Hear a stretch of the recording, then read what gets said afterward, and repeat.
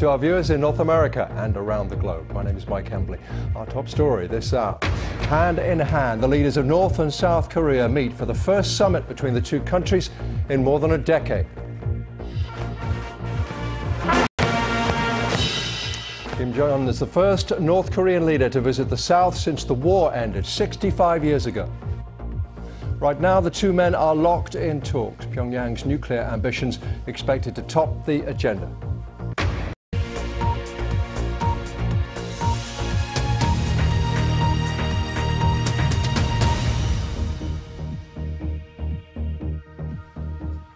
Hello, and right now as we go on air, an historic meeting underway between North Korea's Kim Jong-un and South Korea's President Moon Jae-in. The two leaders greeted each other with a handshake at the military demarcation line that divides the peninsula. It is the first time a leader from the North has crossed into the South since the end of the Korean War 65 years ago.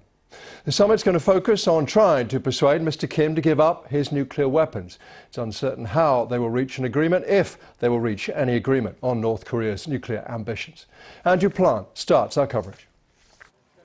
A North leader setting foot in South Korea for the first time since the Korean War, more than 6 decades before. Kim Jong-un shaking hands with the president of South Korea, the start of an historic meeting with international interest high in a secretive regime that's suddenly, seemingly, more accessible. This is where the two leaders are meeting, the border village of Panmunjom, between their two territories. The finest details already defined. They'll face each other across 2,018 millimetres of table, symbolising the year. And overlooking their meeting, a painting of Mount Kumgang, a symbol of reconciliation designed to reflect the summit's slogan, Peace, a New Start. The world's major powers will be watching. North Korea's nuclear program part of the focus. Kim Jong-un has indicated a willingness to stop testing, but will that translate to an end to its weapons program? Or is this part of North Korea's entrance onto the international stage as an established nuclear power? Proposed talks with President Trump could come in the future. A meeting with the Chinese leader has already happened. Today's meeting, the result of months of improving relations between North and South, two countries still technically at war. It will end with a tree planting ceremony. The delegates will then share a dinner. After years of increasing tension between the two countries, a relatively sudden softening, and many will hope a more open and receptive North Korea. Andrew Plant, BBC News. I'm going to go live right there and just I should read you this statement coming out of the White House just these past few moments. On the occasion of this meeting, we wish the Korean people well, the statement says. We are hopeful the talks will achieve progress towards a future of peace and prosperity for the entire Korean peninsula. The United States appreciates the close coordination with our ally, the Republic of Korea, and look forward to continuing robust discussions in preparation for the planned meeting between President Donald J. Trump and Kim Jong-un in the coming weeks. That particularly significant since President Trump has said in the past few hours, not sure the meeting will even take place. The White House certainly now talking as if that meeting between the North Korean leader and President Trump will happen. Let's go live to Mariko. Now, Mariko, these are whatever you think about the situation, it is extraordinary, isn't it? This is still a leader, of course, who has thousands of people in brutal labour camps who, about a year ago, we've had 2 close relatives executed, and not long ago, 4 or 6 months ago, it looked like war. Either way, this is a historic moment. Indeed, Mike, it is rather extraordinary that it happened so quickly and the tensions have somewhat de-escalated, and we have seen the North Korean delegations at Pyeongchang Winter Olympics, and then here we are. We saw the live pictures of North Korean leader Kim Jong-un walking alongside with the South Korean President Moon Jae-in inside the Peace House in the demilitarized zone. Behind me, you can probably see the barbed wires. That's the demilitarized zone between the two Koreas being divided since the end of the Korean War. The two countries agreed to truce, but they are still technically at war, and yet we saw the two leaders smiling, shaking hands, posing for pictures with some children as well. And we're told that South Korean children, school children, are encouraged to watch the live event as it takes place. The two leaders are now having the official summit. They have a very busy day ahead of themselves. They have the official summit as well as planting a tree together and a banquet dinner where both North Korean and South Korean dishes will be served. Well, for more on this, I am joined by John Delury, professor at Yonsei University. Thank you so much for joining us. So we keep talking about denuclearization of North Korea as the aim, the ultimate aim of this. But it's one thing for North Korea to stop the tests. It's another thing for Kim Jong-un to give up weapons that he has, which seems a little unlikely. So what exactly can they achieve? Yeah, well, this is the crux of the issue in terms of the real hard security question is denuclearization. And there's a lot of discussion of definition. You know, we have two different definitions. I'm not really sure that's the issue. I think, for example, the North Koreans are very clear on what the American definition is and vice versa. So it's less a definitional problem. I think it's an issue of pacing, of verification, and then of trade-offs. You know, so let's assume Kim Jong-un does commit. He's willing to give this stuff up. How quickly is he willing to do it? How are we going to know what he has and that he's really giving it all up? And what's he going to get in return? You know, because from a North Korean perspective, I mean, you can insist on the Non-Proliferation Treaty, you can talk about the UN Security Council resolutions till you're blue in the face. But for North Korea to give up its nukes, they have to get an equal or better deal, and probably a little bit better, right? So how are we, South Korea, China, Japan, Russia, the international community, how are we going to ensure that it makes sense for Kim Jong-un, that it's in his self-interest, that North Korea is safer and more prosperous by giving up those nuclear weapons? You know, so those are three huge, tall matters, and these kind of leadership moments are important because they establish the relationships, the personal relationships at the highest level. Obviously, Donald Trump has to do this as well. And then on the basis of that, you begin a negotiation, but then there's a lot of details to iron out. You know, so some things could happen big now, but we're also talking about a process that's going to take at least months of negotiation. Really, we're talking about years to complete the ultimate goal of peace and denuclearization. We just had a statement from the White House saying that they wish a very good summit and that this will happen. There will be a summit between President Trump and Kim Jong-un after President Trump saying that it might not happen at all. So I guess that this is taking place. But these summits, some critics would argue that it's legitimizing North Korea, which has been accused of some brutal human rights abuses, and recognizing North Korea as a nuclear state. What's your view on that? Well, North Korea has been around for a long time. You know, I mean, this year actually is the anniversary, the 70th anniversary of the founding of both the South Korean state and the North Korean state. You know, and so we've had an idea in the West about denying the legitimacy and almost pretending North Korea doesn't exist. There are books published, good books, about the coming collapse of North Korea. You know, we've been waiting for this thing for so long. It's probably a moment in history where we need to kind of bitter pill here and accept that North Korea does exist in this form, this state, and how are we going to deal with it as it is, right? And so right now, yes, they possess nuclear weapons, and we want to get them to give up those nuclear weapons. So we probably do need to recognize them. We need to normalize relations with them, not as a nuclear state, but just as a state at all. Bring them into this region, bring them into the international community, you know? And to do that process, you have to do things like this. You have to treat their leader with respect, as Moon Jae-in is, and as Donald Trump said he would. And the optics of that can be bad, and the criticism, especially on the human rights issue, is fair and well-founded. But if you ask yourself, how are you going to improve conditions on the ground for the majority of North Korean people, for the average North Korean person, you're not going to do it by pushing, you know, unless it falls, and there's no sign it's going to fall. So it's difficult. It's a dilemma. There's no question about that. But there is a logic, including a human rights improvement logic, to this kind of engagement that we're seeing. We've not really discussed reunification as an option because tensions have been rather high, but is that potentially now back on the table? Because that would have a huge impact on South Korea. If what were on the table? The reunification of the two Koreas. Yeah, the reunification question is also very interesting. You know, if you look at the last two summits, the overwhelming focus was reunification. They're very explicitly about reunification. In the lead up to this summit, it's there, it's in the mix. You know, you have the maps, the peace maps of a united Korea. There's a lot of symbolism about certainly reconciliation and even reunification. But you know, when you get to know South Koreans, especially younger South Koreans like my students at university, there's a whole range of attitudes. And it's very rare for a Korean to say, no, we don't want reunification. But given the practical problems of economic reintegration, of the two very different ideologies and political systems, how do you actually structure that? And again, like with denuclearization, how quickly do you really want to go? What's a realistic frame for that? The view tends to be, let's take our time. Let's get peace. Let's get denuclearization.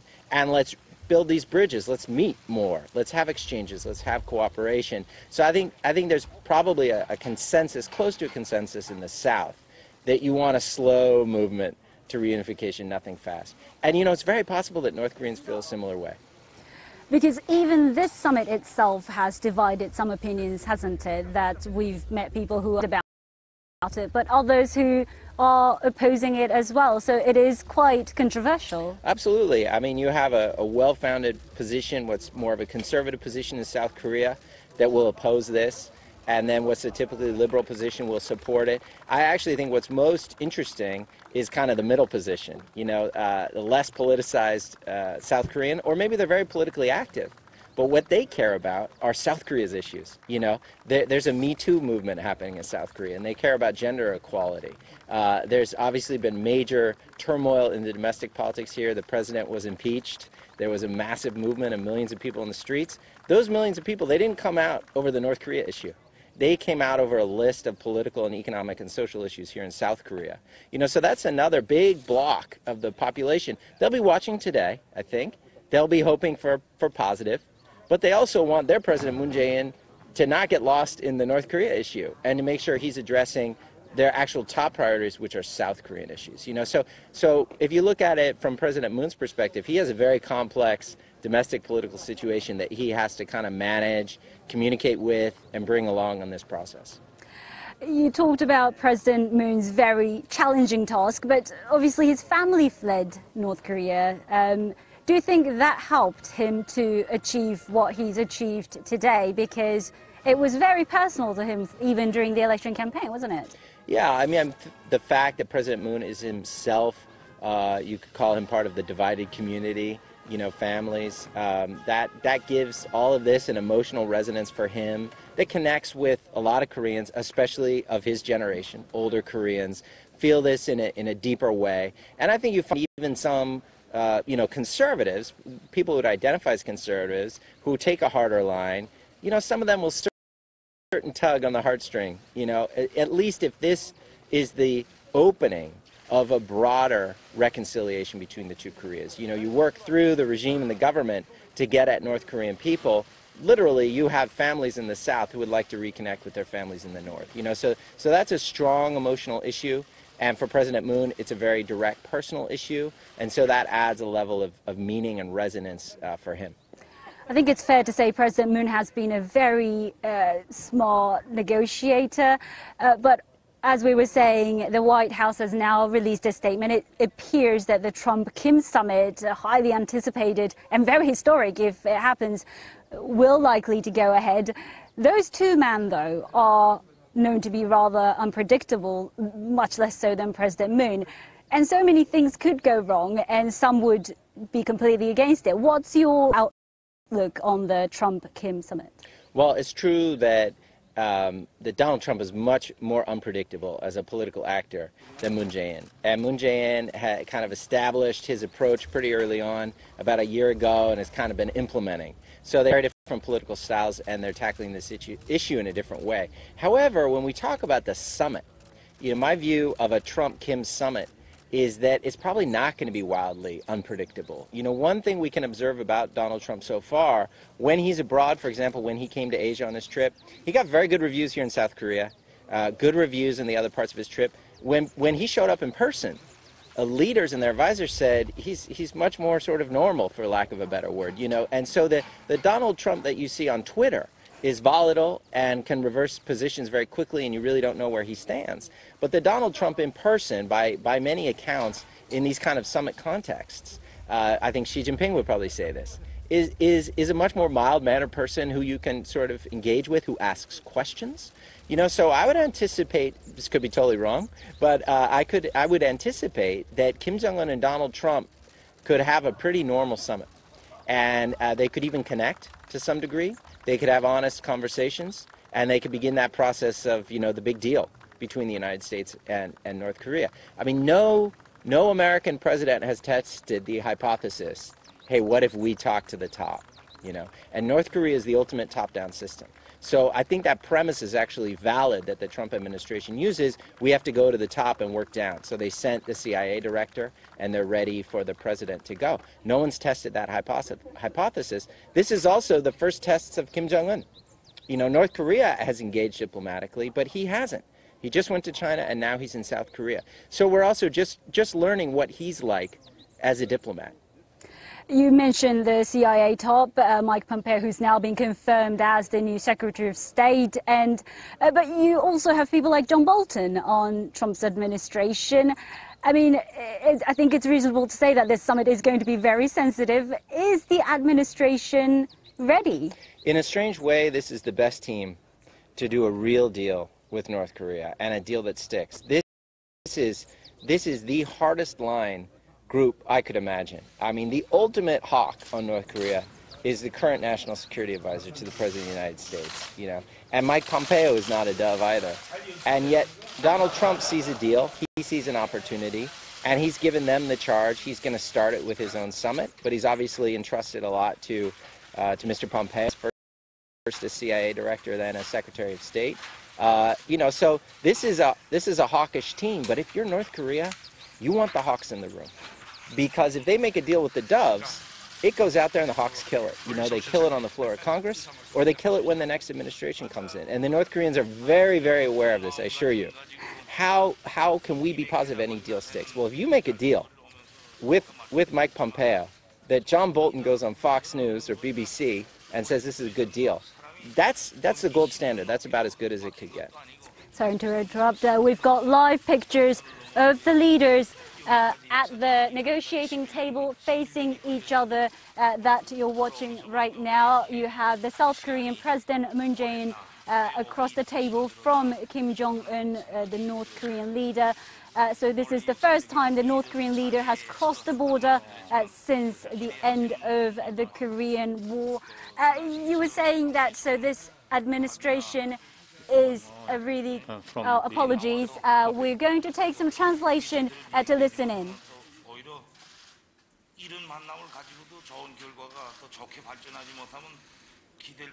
We should have positive meetings and positive results out of this meeting. And going forward, we should be determined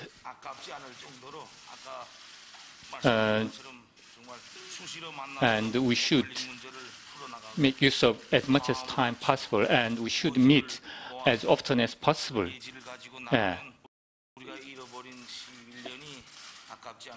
And if we can get our heads together, then the 11 years lost can be made up. And just about like 200 meters, that was the crossing line, and I had so many thoughts while crossing the demarcation line.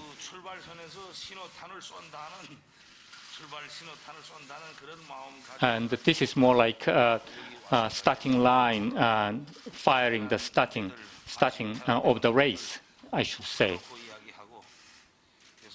And if we can open our hearts to speak, and if we can draw positive results from this meeting, that would be good. And instead of going back, like going to the drawing board, we should move forward. And if we can hold our hands together and move forward,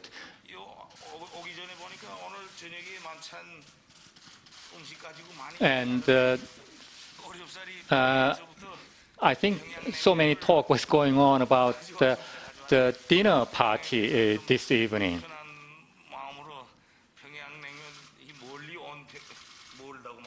And if you could enjoy the Pyongyang glass noodle, hope you can enjoy the Pyongyang glass noodle. Yeah. And we can talk seriously and honestly. And we can talk about good things. And we need to talk about what's necessary. And I'd like to say this in front of Mr. President and all the others as well.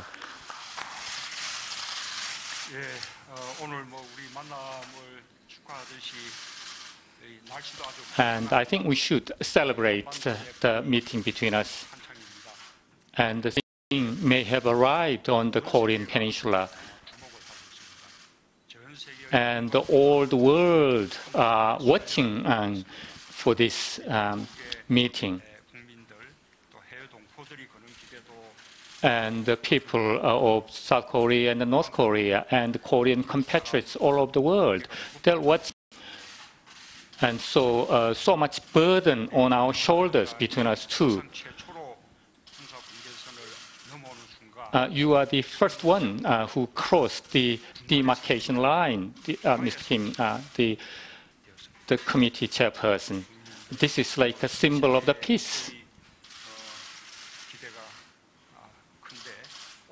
And the expectations of all of the world are honored. And I'd like to give my thanks to a brave decision you made. And if we could make brave decisions together, and then we could make a successful meeting. And we have plenty of time to talk about. And if we can discuss things in detail as well. Yeah, thank you.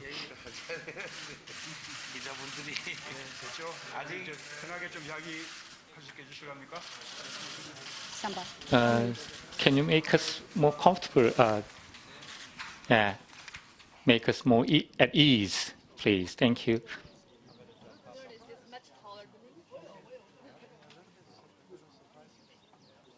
Well, we just watched live pictures of Kim Jong-un and Moon Jae-in speaking to each other, sitting across the table.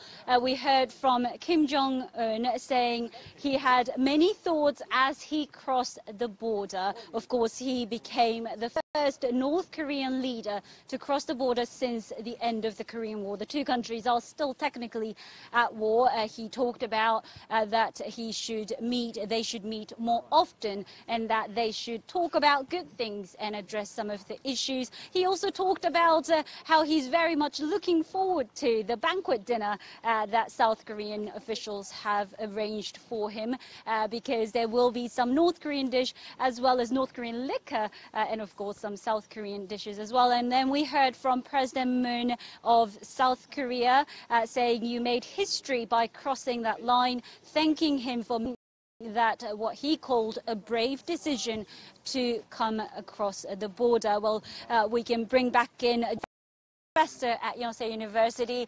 Wow, so this is probably the first time that we've heard from Kim Jong-un live on television. I think that's right, to my recollection. I mean, certainly North Koreans hear from him. They see him a lot.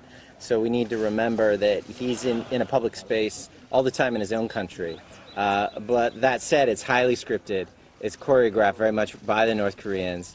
So this is a new thing. Again, it goes to the point that this is someone, a leader, who's really ready to take risks, and that kind of risks. And I think President Moon started off on a very good foot by celebrating, recognizing Kim Jong-un's courage, you know, the bravery to do this, to come across the line, and then to speak live and unscripted to his counterpart, the South Korean leader, for all of us around the world to listen to. You know, this is something new. Thank you so much for joining us this morning to mark this very historic event.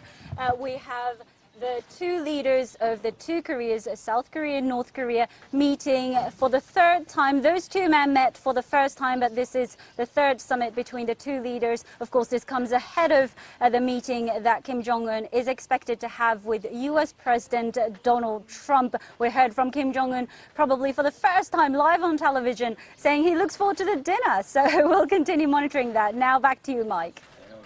Marika, many thanks indeed for that. Yes, historic is a word we tend to overuse, but no doubt about these events. There is, of course, much more going on in the world, much more international news. You get all of that anytime on the BBC website and much more on these events on the Korean Peninsula. Thank you very much for watching.